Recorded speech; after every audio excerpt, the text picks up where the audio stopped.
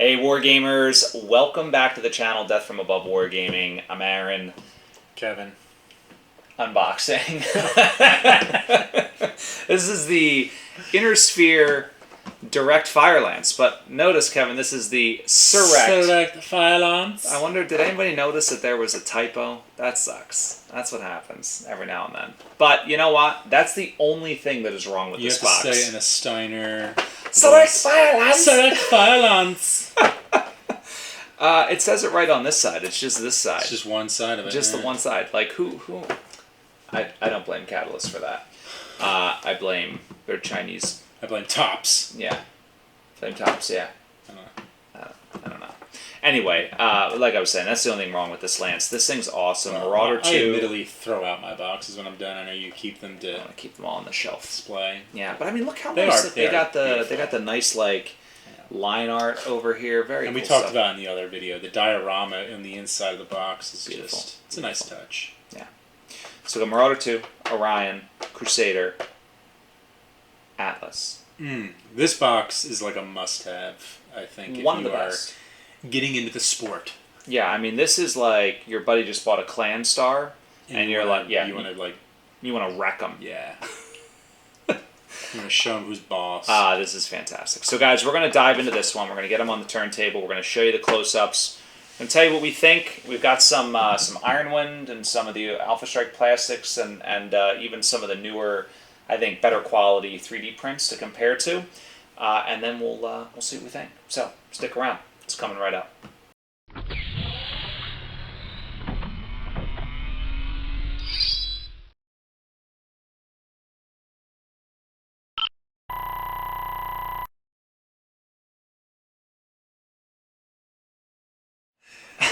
And we're back. Here we are, Kevin, opening the Select Fire Lance. Select Fire Lance. What should we start with, Kevin? Oh, the Alpha Strike. The cards. Let's start with the cards. Good choice, good choice. So I think for the Inner Sphere mechs, which of course I know a lot more about because that's my jam, it looks like you get a 3025 era card, and then on the flip side is like the Lost Tech refit, you know, the 3050 era Clan Invasion era card. Crusader, the 4D and the 3R. Love it. I think you're right. I'm seeing that pattern. Very cool. And obviously the Orion M. What a nice turn of events. Oh yeah, that's the one with the snark. That's so snarky. So snarky. And then the Marauder. It's a little odd in this pack, but it is such a nice... The Marauder II. Yeah, the Marauder II is what I was The Marauder Dose. The Marauder 1 would have been, I think, fitting, but the Marauder 2 is... Yeah, getting 200-ton mechs in this thing, that is a mean lance. And I think the Marauder 2 is like isn't that like the Dragoons exclusive or something like that? Like, what was it, a Dragoons They were like selling them on like the black market? Yeah. Yeah, I'm not sure. I'm not entirely sure of the lore on the Marauder 2, to be quite honest, but it's a fantastic mech. Nonetheless, I'm going to put it in some force. Yeah. Of course, the Atlas. The D, the K. Just great mech, right? And what a great job they did on the redesign, This box as you guys will see. is the 1/4 Scout Lance. And then our pilots. Shall I... I mean, absolutely. I will discuss MJ Wang. Some battles can only be won by moving into the teeth of the fight. These BattleMechs give mech warriors the armored protection and lethal firepower to lead from the front and take the fight to the enemy. Well, there you have it, folks. The complete analysis. We need to get Tex to do that. Yeah. That would be fantastic. Only he has the voice of magic. So. But it's true to the point. I mean, and then we said it earlier. This is run in and shoot everything. A gorgeous lance to just bring to any table and play with. If you're gonna be stingy on what you purchase, make sure this is one of your first. I agree. Yeah. I mean, awesome miniatures, highly useful, just fantastic all around. So, let's talk here, Kevin. What do we got? I'll start with the Crusader. One that I oft ignore. Yeah? I don't know why. Okay. But this one is true to, I think, Crusader form. It's got the unicorn horn. Does have the unicorn horn. Or the, advanced communication array, whatever that is. Yeah. And of course the arms, right? I think the Crusader has always sort of had those fully loaded In the recent artwork with like arms. With the gauntlet Real missiles. heavy, like, bracer-like arm. I think it's got an LRM-15, right, in each arm. Yeah. Which is awesome. And then are these like SRM-6s on the hips? They're like, aren't they technically leg mounted, right? I don't know that they are leg mounted, but like, I would have to look. critical wise, I think they might be in the Yeah? legs. It's one of those few that actually has like leg mounted weapons. Okay, makes sense. It is from that era. Still has the sort of the Phoenix Hawk style, jump jets, and this one I have here, Kevin, is from the third edition. Looks like a box modern set. Phoenix Hawk. Yeah. This is a third. This like is the one third of your edition. Originals, right? One of the originals, first box set I ever bought, and it has like the lamb cockpit, right? Like from the old Robotech style, right? It could transform and fly away. This does not, thankfully. There's none of that. It's considered one of the unseen, reseen, whatever you want to call it. Yeah, that's correct. So just a fantastic design, and I mean, people have called it chunky, but I love that because it reminds me a lot of the new Thunderbolt, Kevin. Which is also sort of squat and wide, and this another one of my favorites. From a scale perspective, just looks really good. Yeah. It looks really, really good. And then of course you noted the gauntlets, but just the detail all around. The knee pads, all the actuator detail. You had said this in the last one, but fantastic attention to detail on this one, in my opinion. Yeah. And thousands of variants on this mech. Just like so many different. You want it with jump jets, without jump jets, LRM-15s, LRM-10s, really not heat efficient or heat efficient. Like, just so many different. Maybe that's why I don't play it as much. I feel like it's like when you go to a diner and it has like so many menu options. You're like, I don't know what I want. That's very true. Right. I mean, what do you want? Open face sandwich, closed face sandwich, cold sandwich? Just give me chicken fingers. How about the Marauder? Let's do it. Let's just go for it. Yeah. Wow. This thing. Just so much to it.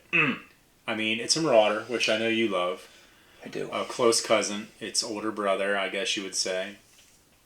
But just the almost lamb-like, right? Like the partial airfoil wing. Yeah, the partial wing, like giant turbine exhaust ports in the back that are just ready to propel this thing. I love how it has, if you flip it underneath, it's got the one like vertical thing that gets it off the ground, and then it just kind of coasts. For its little 90-meter hop. It's like a well-placed, just awesome. Fusion dump just to get off the ground. Exactly. And what also I appreciated about this design, so the Marauder II doesn't have like an exorbitantly different arsenal from the Marauder. Right. Two PPCs, 2 medium lasers. Up. Yeah. A little slower, a lot more armor, and it's got the jump jets, right?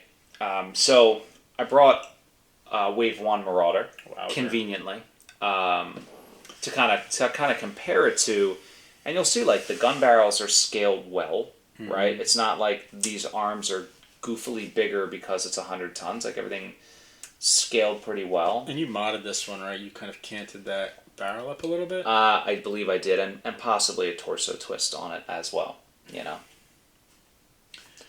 But I think I like it. I think it's got those, what I expect to see out of Marauder 2 as far as the evolution of it, right? Where they kind of really beef up those exhaust ports in the back.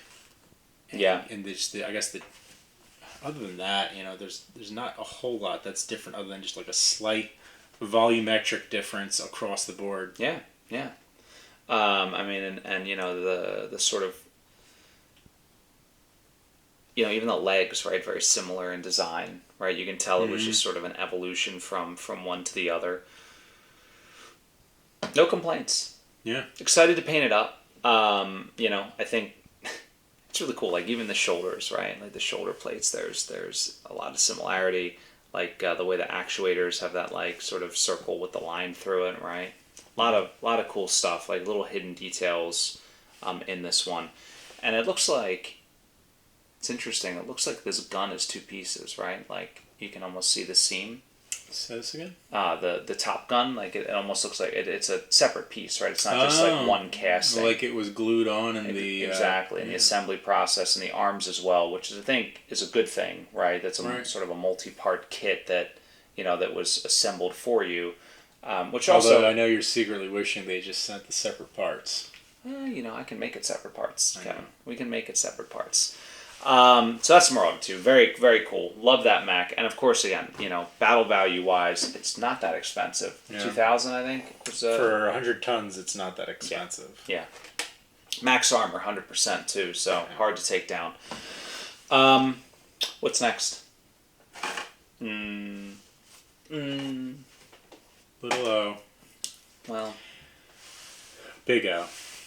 I mean, it's got the Orion look for sure. I mean, everything about it. It's just better. Certainly scaled up. Yeah. They definitely did a better job with the hip gun. What is that? AC-10 or what's on there? Yeah, exactly right. AC-10 on the 3020. It's definitely bigger, right? It doesn't look like a little pea shooter. So it's definitely like that's the business end of an AC there. Yeah. Which is cool.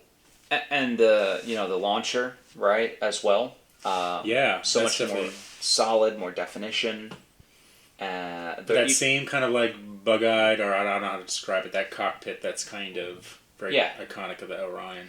The one thing I like is how, if you look, so we've got the Alpha Strike plastic, which is very similar to the Iron Wind, right? Mm-hmm. But it's very flat in the front. This new Orion has a ton of contour. More of an action pose, which is great. Yeah, and the cockpit isn't just like floating in space. It's like sitting on top of something where like a person would be in. Like this one, I guess they're kind of sitting back in the head, but I don't know. This one looks much cooler. And then, this one I modded to add the antenna on. Like this one, it's got them. Like they're there. Like you don't have to worry about that stuff. Which, while it was fun to do that, it's much more fun to be playing the game than having to add antenna to your mech. So, and I think smartly they kind of doubled the antenna up so they didn't break like this, so that they wouldn't easily snap when you're packing them in transport. I noticed that, which is great because you want to see like the iconic antennas, but you're always worried like they're gonna snap off. Even with the Crusader's little horn there, it's kind of like right at the just enough. Just enough width in there to stay, to remain sturdy. Let's do it. You ready? It's time. Big Daddy. There he is. That's it, folks. God, that's big. It's like the Kodiak. It's weighty. The Atlas. So, I mean, this is what everyone obviously gravitates towards. It's on the face of just about every piece of literature and it's just rule book. And it's got pretty much the buffet of weaponry available to the Inner Sphere at any given time. It's got like the SRM, the LRM, the AC. Yeah, absolutely. I mean, it is a buffet. That's a great way to describe it. And the later era ones are also good, although they get kind of goofy. I don't know. The one with the rack I don't like. Right. Or the autocannon, I don't like that one. Or there's one that's got like the command module and like other random things. It's like, you're here to fight. More guns. I want more guns on my mech. It's for the officer, right? He's just kind of like it's like his showpiece, just giving orders and. Exactly. He's got that cool head. Yeah. Fantastic job on the head here, by the way. I pointed that out in the other video, but it just the level of detail on it's fantastic. Right. The creases, the eye sockets, the nose socket, the mouth. I imagine there's going to be so many good paint jobs that incorporate like a skull design of some sort that they're just going to be. It just begs to be painted well. And again, spare no detail, right? It's got the rear-mounted lasers. It's got sauce ports and. Right, like the minor stuff, like even like the rear, the back sides of knees have like the proper level of detail for like exhaust and. I mean, I absolutely love it. Just fantastic. There's there's a great level of, I think, care in all of these, and we've talked about that a million times. Let's compare it to some of the old stuff. So we had this guy against the Kodiak, and it was the same size as the Kodiak. The Kodiak was much beefier. Compared to the new Atlas, it's tiny, Kevin. Yeah. It's insubstantial. It's, it gained weight over COVID. just eating during the pandemic, and you just birthed this beautiful new Atlas. It is cool. I mean, I'm trying to think of one I've seen yet. I don't know that I have. I did notice they took that hip gun and moved it further up. It's almost like an armpit. Right. Well, it never made sense because, I mean, right, it's not an armpit gun, but yeah, I don't know how you ever torso twisted the way it was set up before. Right. Yeah, but I mean now it protrudes. I mean, it looks like an AC-20. This thing, I don't know. Right, and I was saying with the Orion too, like a lot of times those torso mounted, like under torso mounted ACs just are lacking in their barrel length. They just kind of look silly, right? Like on the older models. Yeah. Where it's like what you could fit like the shell in there, and it just got no barrel. Right. Yeah. Exactly. Let's take a look against. What I was going to say though is one thing I observed with it and some of the others that we've been comparing is I do like that they've almost found a way to retain all of the original characteristic features. Like even when it comes down to like, on the thighs, like how they have like the X, pattern on the armor plate, or like all those little telltale signs, and even on like the rear, like how they do the exhaust ports. A lot of those original design features have basically carried forward. Yep. They just gave it more of a realistic, either by increasing the barrel lengths or just increasing the overall volume of them. They've kind of improved on them while keeping, absolutely, all those little features that relatively the same. Yeah, it is very cool. And what's interesting? The one thing I noticed here is like the LRM pack. It's an LRM 10 on it, isn't it?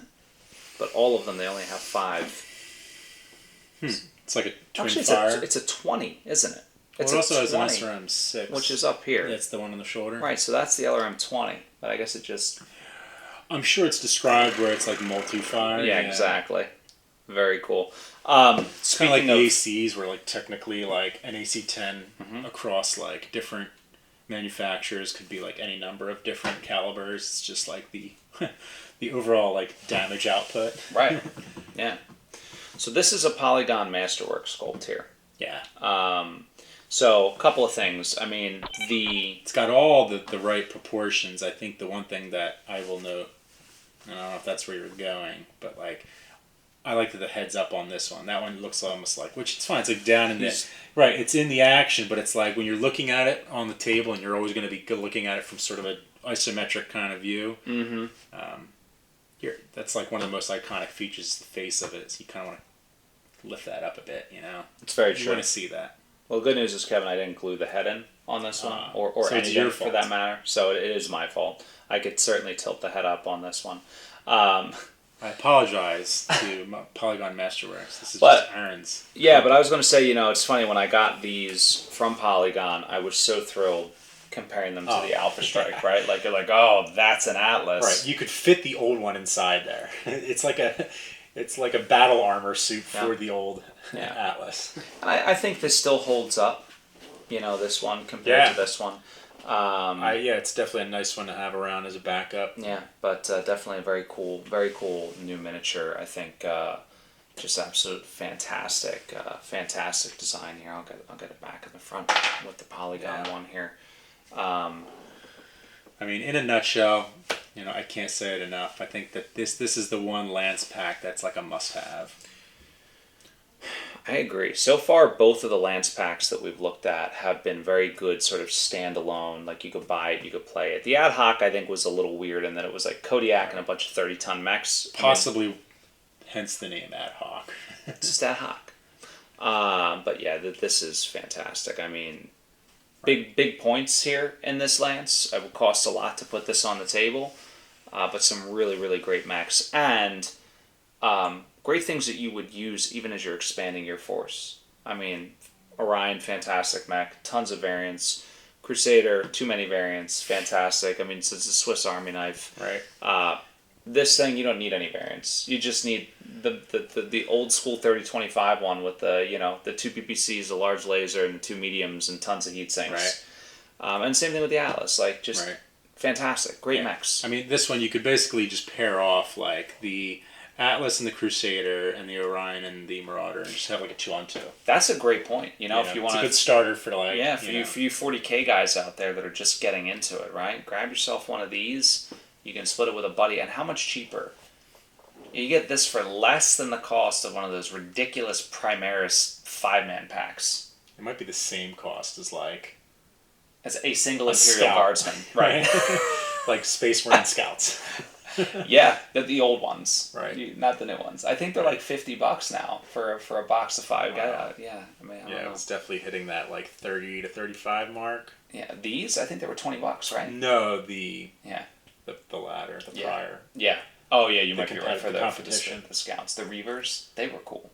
By the yeah, way. they were awesome. You did a great job. I got them right before we stopped playing. Yeah, sorry, Kevin. I did a great job painting them though, but their skull face has nothing on the Atlas. Yeah, you did, didn't you? Yeah. Well, then it was somebody else's paint job then, but this skull face much better than their skull face. Anyway, guys and girls, and in between. Thank you for watching. We hope you loved this this deep dive into the direct fire lance. Woo boy! Good thing it wasn't an E by accident, Kevin. That would have been super awkward. Guys, that's it. We're done. Hopefully that wasn't too racy, out of PG. I don't know. I'll check the YouTube guidelines to make sure I cut anything inappropriate, Kevin. That's it, guys. If you want to help out the channel, easiest thing you can do is subscribe. Just click the button. There's buttons everywhere that say subscribe now. So just click one of them. Or you can come on over to Patreon. As little as $1 a month. Get you in on the action. And of course, guys, you can always check out Aries Games and Minis if you're looking for stuff to buy. I mean, very soon, they said, like a month, right? From now, which is end of August, right? They'll have the new starter sets, the new Game of Armor Combat, the new Clan Invasion box, all that stuff will be... I think they said September 14th, it'll be in port at Savannah, Georgia. I can only assume 2 more weeks it'll be in everybody else's hands, but... I'm still waiting for my wave too, so all I can do is play with yours in the meantime. Good thing you have a Surrect Fire Lance here to play with, Kevin. On that note, have a great night. What are we doing next? What do you think? We're going to go back to Clan, I think. Another Clan one. We'll figure it out. So, guys, keep your eyes open for the next deep dive. And until then, stay tuned. Have a good night.